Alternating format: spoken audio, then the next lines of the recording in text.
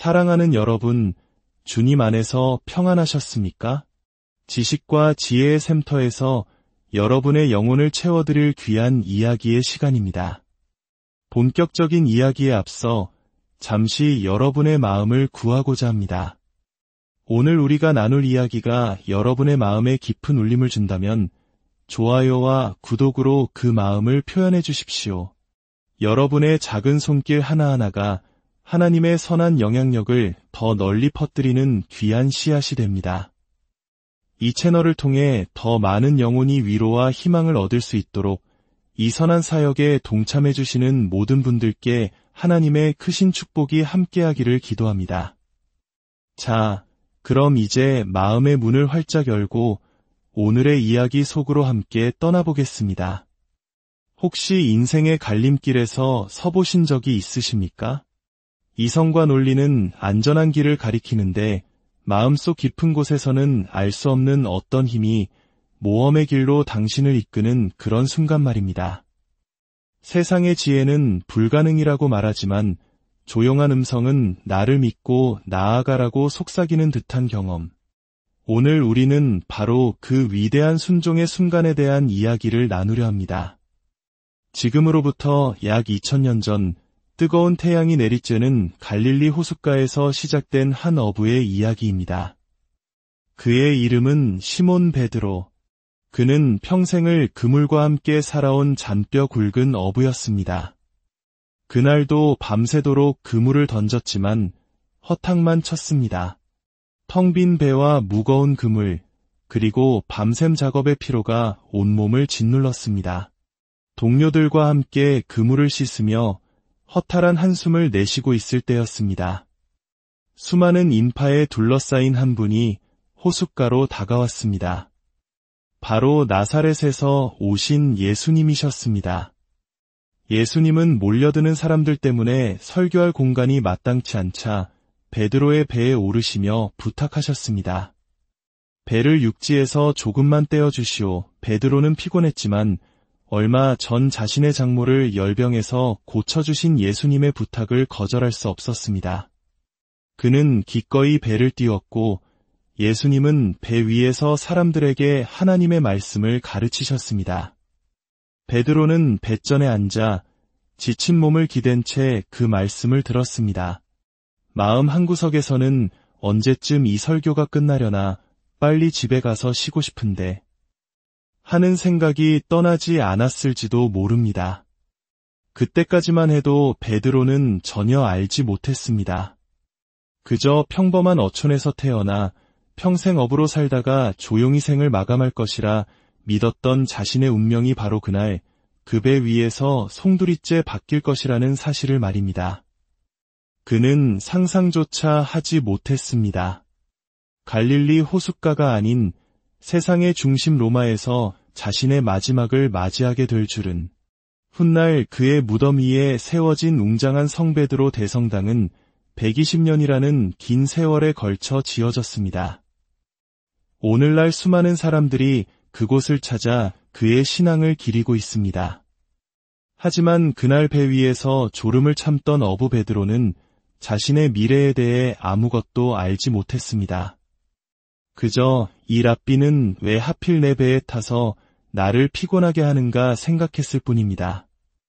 말씀을 마치신 예수님께서 베드로에게 두 번째 부탁을 하셨습니다. 깊은 데로 가서 그물을 내려 고기를 잡으시오. 그 순간 베드로의 마음속에서는 갈등이 일어났을 겁니다. 선생님, 저는 이 분야의 전문가입니다. 밤새 한 마리도 못 잡았는데 물고기들이 활동하지 않는 대낮에 그것도 깊은 곳이라니요. 이건 상식 밖의 일입니다. 이미 씻어서 말리고 있는 그물을 다시 걷어 배에 싣고 저 깊은 곳까지 노를 저어 가라니요. 이건 정말 비효율적이고 무모한 일입니다.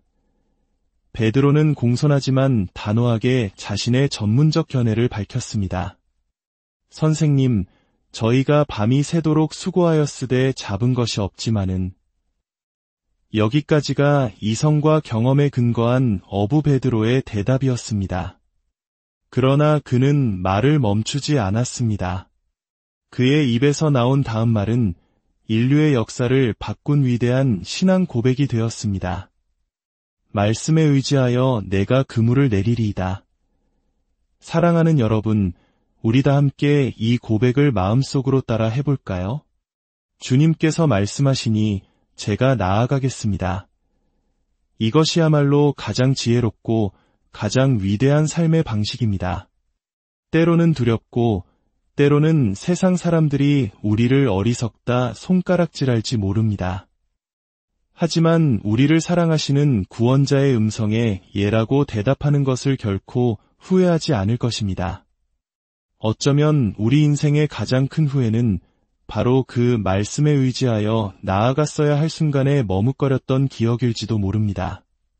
반대로 여러분의 삶에도 주님께서 말씀하시니라는 심정으로 어려운 결정을 내렸던 순간이 있었을 것입니다. 그리고 그 순종의 결과가 어떠했든 그 결정을 내렸던 자신을 보며 하나님 아버지께 순종하길 참 잘했다고 생각했던 경험이 있을 것입니다. 하나님에 대한 많은 것을 믿는 것과 그 믿음으로 실제로 행동하는 것은 전혀 다른 차원의 경험입니다. 우리의 작은 순종이 하나님의 신실하심과 만나는 바로 그 순간 우리 안에서는 세상이 줄 수 없는 놀라운 변화가 일어납니다. 성경 속 이야기는 더 이상 낡은 문자가 아니라 내 삶에서 생생하게 살아 움직이는 하나님의 역사가 됩니다. 이것이 바로 예수님께서 나를 믿으라가 아니라 나를 따르라고 말씀하신 이유입니다. 다시 갈릴리 호수로 돌아가 봅시다. 베드로와 동료들은 투덜거리면서도 젖은 그물을 다시 싣고 깊은 곳으로 향했습니다. 아마 속으로는 이건 시간 낭비야. 오늘 밤 고기잡이는 다 글렀군. 랍비가 고기잡이에 대해 뭘 안다고 라고 생각했을지 모릅니다. 호숫가에 모인 군중들의 시선이 따갑게 느껴졌을 겁니다. 저 어부들 대낮에 고기 잡으러 가네. 미쳤나 봐 하는 수군거림이 들리는 듯했을 겁니다. 마침내 깊은 곳에 이르러 그물을 던졌습니다. 얼마나 시간이 흘렀을까요? 갑자기 배가 심하게 흔들리기 시작했습니다. 그들이 던진 그물에 믿을 수 없을 만큼 많은 고기가 잡혀 그물이 찢어지기 시작한 것입니다. 순간 베드로의 걱정은 체면에서 생계로 바뀌었습니다. 이 그물은 그의 전 재산이자 가업의 상징이었습니다. 그물을 잃는다는 것은 곧 삶의 기반을 잃는다는 의미였습니다. 그는 다급하게 다른 배에 있는 동료들에게 손짓하여 도움을 청했습니다. 두 척의 배에 고기를 가득 채우자 이번에는 배가 물에 잠기기 시작했습니다. 상황은 점점 더 심각해졌습니다. 그때 베드로는 깨달았습니다. 이 모든 일의 중심에 자신의 배에 조용히 앉아 계신 저 랍비가 있다는 것을. 이것은 자연 현상이 아니었습니다. 초자연적인 힘, 거룩한 권능이었습니다. 그는 잡고 있던 그물을 놓아버렸습니다. 감사함이 아니었습니다. 그는 극심한 두려움에 휩싸였습니다. 베드로는 예수님의 무릎 아래에 엎드려 부르짖었습니다. 주님, 저를 떠나소서. 저는 죄인입니다. 그는 자신이 누구인지 정확히 알았지만 예수님이 누구인지는 아직 온전히 알지 못했습니다. 그저 내가 지은 죄 때문에 하나님께서 나를 벌하시는구나라고 생각했을 뿐입니다. 하지만 예수님은 미소를 지으시며 말씀하셨습니다. 두려워하지 말라. 이제 후로는 내가 사람을 낚는 어부가 되리라. 그 말씀이 무슨 뜻인지 온전히 이해할 수 없었지만 그들은 무트로 돌아와 모든 것을 버려두고 예수님을 따랐습니다. 배도, 그물도, 그날 잡은 엄청난 양의 고기도 모두 뒤로 한 채. 그날 베드로의 하루는 돈 문제, 즉 재정적인 결정으로 시작되었습니다. 하지만 그의 하루는 물고기나 돈과는 전혀 상관없는 것으로 끝났습니다. 주님께서 말씀하시니라는 순종의 결단이 구원자의 신실하심과 만나자 그의 모든 것이 변했기 때문입니다. 그리고 그들의 순종은 세상을 바꾸는 위대한 운동의 시작이 되었습니다. 2000년 전 베드로의 이야기는 오늘 저의 이야기이기도 합니다. 저 역시 오래전 인생의 큰 갈림길에 섰던 적이 있습니다. 아버지께서 목회하시던 안정된 교회에서 사역을 계속할 것인가, 아니면 모든 것을 내려놓고 아무것도 없는 광야로 나아갈 것인가. 아내는 임신 중이었고 두 아이는 아직 어렸습니다. 이성적으로는 무모하고 무책임한 결정이었습니다. 하지만 아내와 저는 기도 끝에 하나님께서 우리를 새로운 길로 부르신다는 확신을 얻었습니다. 그것은 주님께서 말씀하시니 나아가야만 하는 순간이었습니다.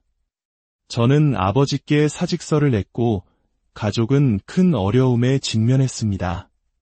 직장도, 수입도, 심지어는 임신한 아내를 위한 유료보험조차 없는 막막한 상황이었습니다.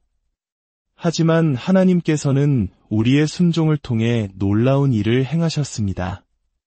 광야 같던 시간 속에서 하나님은 천사를 보내시듯 우리를 도우셨고, 작은 씨앗 같았던 우리의 순종을 통해 오늘날 수많은 영혼이 함께 예배하는 이 공동체를 세우셨습니다.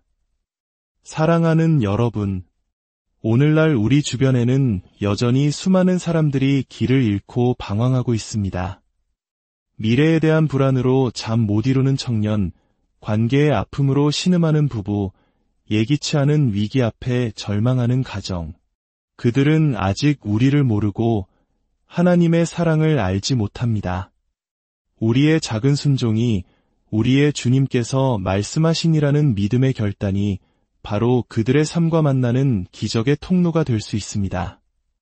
베드로가 자신의 배를 내어드렸을 때 그것이 수많은 사람들에게 복음이 전해지는 강단이 되었던 것처럼 우리가 가진 시간과 재능, 그리고 재물을 하나님께 드릴 때 하나님께서는 그것을 통해 상상할 수 없는 놀라운 구원의 역사를 이루실 것입니다. 우리는 결코 그 결과가 어떻게 될지 알 수 없습니다. 주님께서 말씀하시니 순종하며 나아가는 길의 끝에 무엇이 있을지 알지 못합니다. 하지만 한 가지는 확실합니다. 그 길의 끝에서 하나님의 신실하심을 경험하게 될 것이며 우리의 믿음은 그 어떤 시련에도 흔들리지 않는 반석 위에 굳건히 세워질 것입니다. 놓치는 것보다 순종함으로 발견하는 것이 훨씬 더 낫습니다. 부디 위대한 여정에서 소외되는 분이 한 분도 없기를 바랍니다. 하나님께서 우리 각자의 마음에 주시는 감동에 순종하여 더 깊고 더 넓게 하나님의 나라를 확장하는 이 놀라운 사역에 함께 동참해 주시기를 간절히 소망합니다. 이제 잠시 침묵하며 기도하는 시간을 갖겠습니다. 이 순간 우리에게 말씀하시는 하나님의 음성에 귀 기울여 보십시오. 그리고 우리의 순종을 통해 이루실 놀라운 일들을 기대하며 감사하는 시간을 갖겠습니다. 거룩하신 하나님 아버지, 오늘 베드로의 이야기를 통해 순종의 가치를 다시 한번 깨닫게 하시니 감사합니다. 이성과 경험의 한계를 넘어 주님께서 말씀하시니 라는 믿음으로 나아갈 수 있는 용기를 우리 모두에게 허락하여 주옵소서. 우리의 작은 헌신과 순종을 사용하셔서 이 땅에 상처받고 소외된 영혼들에게 주님의 사랑이 전해지는 놀라운 역사를 이루어 주옵소서. 우리를 통해 일하실 주님을 찬양하며 이 모든 말씀 우리를 구원하신 예수 그리스도의 이름으로 기도드립니다. 아멘. 여러분의 삶에 그리고 여러분의 가정과 자녀, 그 후손에 이르기까지 주님의 은혜와 평강이 강물처럼 넘쳐나기를 축복합니다. 다음 이 시간까지 주님